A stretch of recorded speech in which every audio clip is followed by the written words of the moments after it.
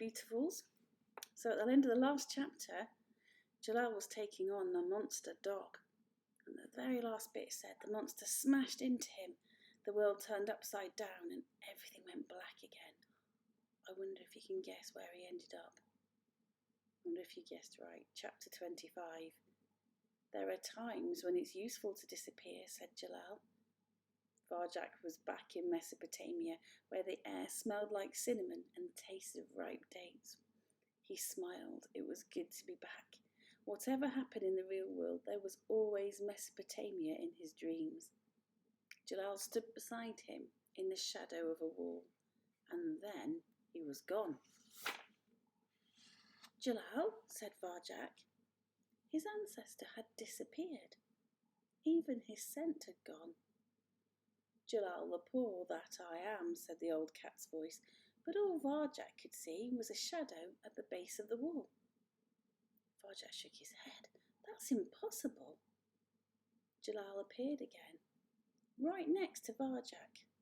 Nothing is impossible. Maybe it's possible for you, but I'm not you, Jalal. I can't do these things. I can't go invisible or talk to dogs. Believe something is impossible, said his ancestor calmly, and you will surely fail. But believe in yourself, and you can do anything. Varjak thought about pigeon hunting with Holly. She believed it was impossible, but he felt sure they could do it if they'd just find the right way. Maybe this was the same. And here was Jalal himself offering to show him the way. Wasn't it worth trying and trying again? He nodded. Teach me, Jalal. Shadow walking is the sixth skill, explained the old cat. To shadow walk, you must let go of yourself. Like when you stalk your prey and you become your prey. But instead, here you become nothing, nothing at all. You join with the shadows. You become one with the air and part of the ground. You let go. Try it. Varjak shrunk towards the wall, willing himself to disappear. I'm a shadow, he told himself. No one can see me. I'm invisible. You're thinking too hard, said Jalal. Shadow walking is not done by thinking. Shadows cannot think, after all. Think about nothing.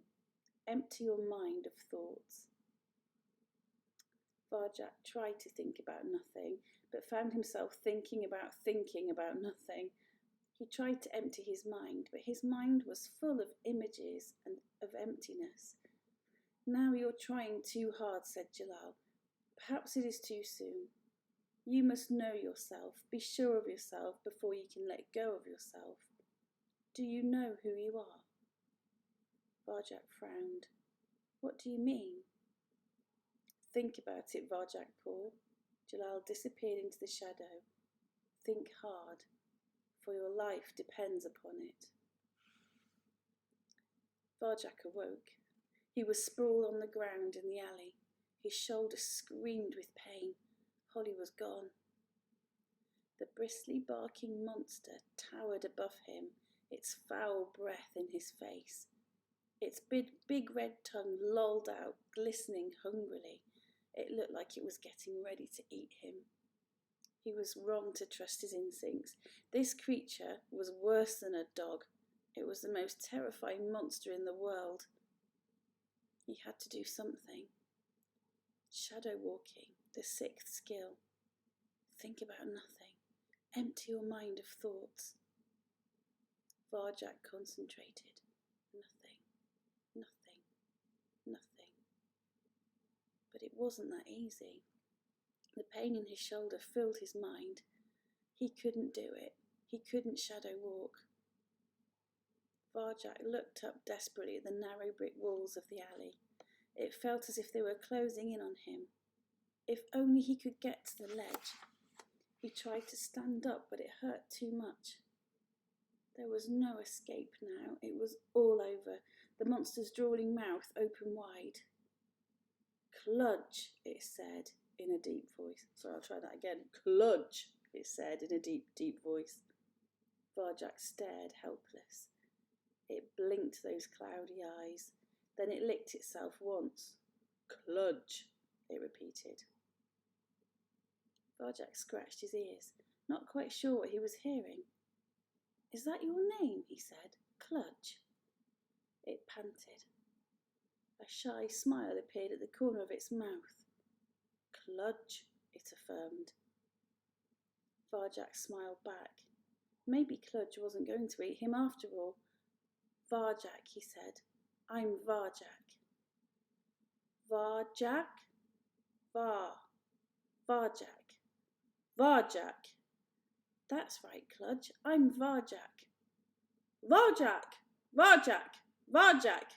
barked Kludge. "You've got it. Varjak!" Varjak gingerly shifted his weight onto his front paws. His shoulder twinged, though not as badly as before, and he flopped back onto the ground. There you see is a picture of these two introducing themselves to each other. Kludge reached down to lick the wounded shoulder. His big black eyes were cloudy with worry. "Sorry, Varjak," he sighed. "Didn't mean to hurt."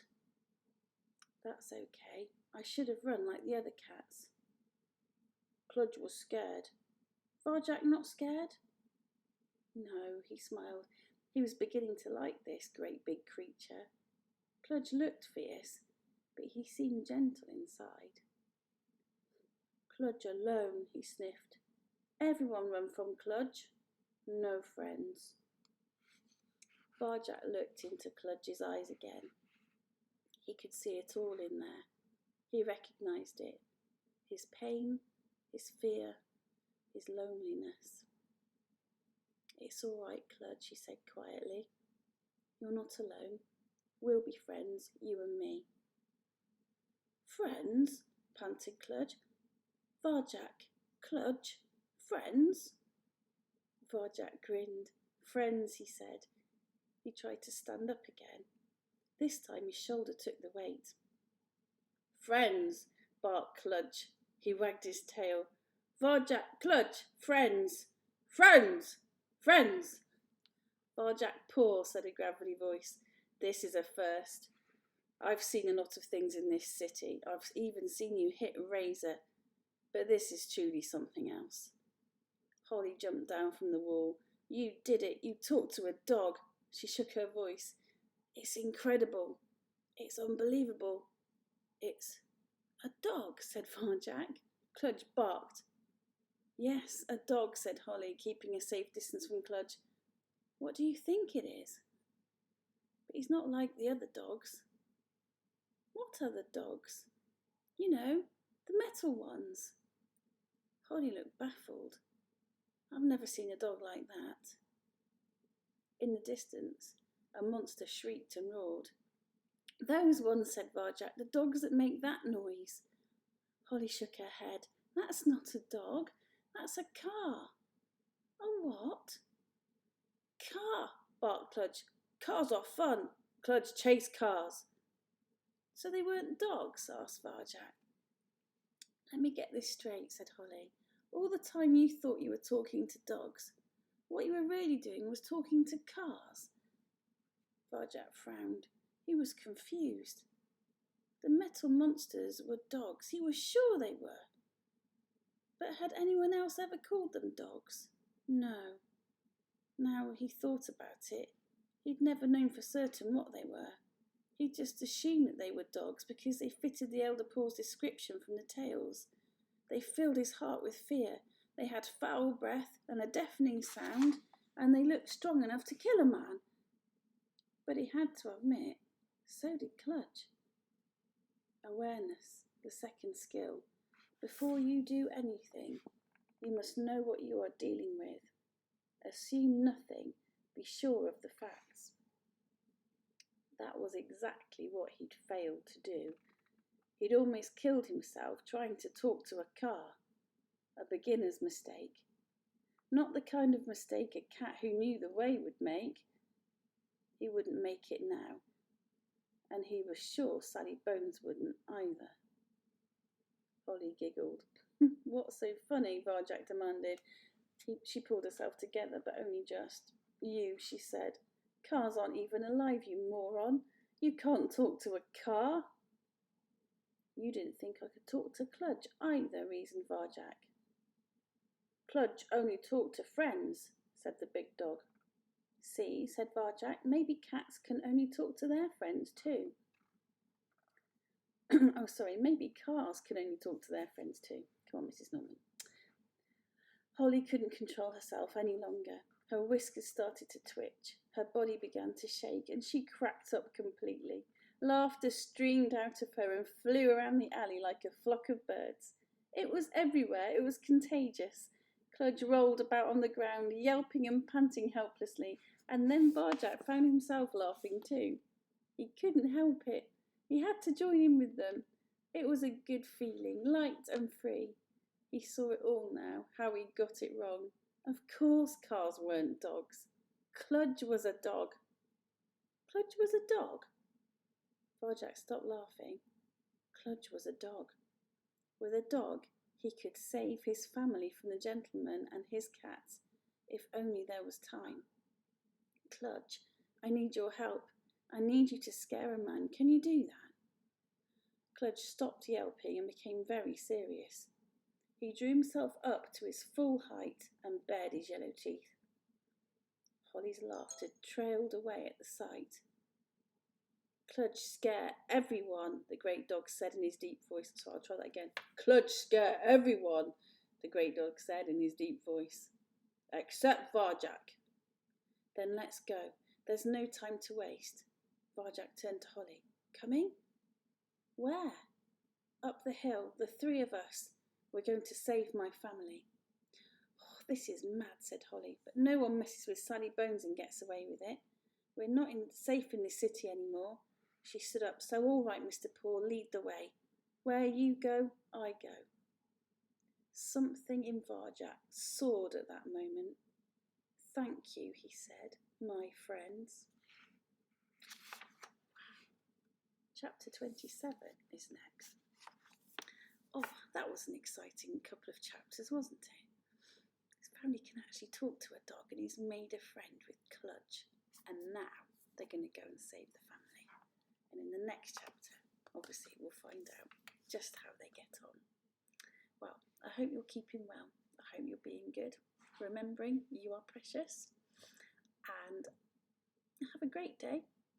Have a big sleep, whichever end of the day you're listening to this. And I will talk to you soon. Remember, I'm thinking about you lots, all the time, and I can't wait to see you very soon. Okay, be good. Bye for now.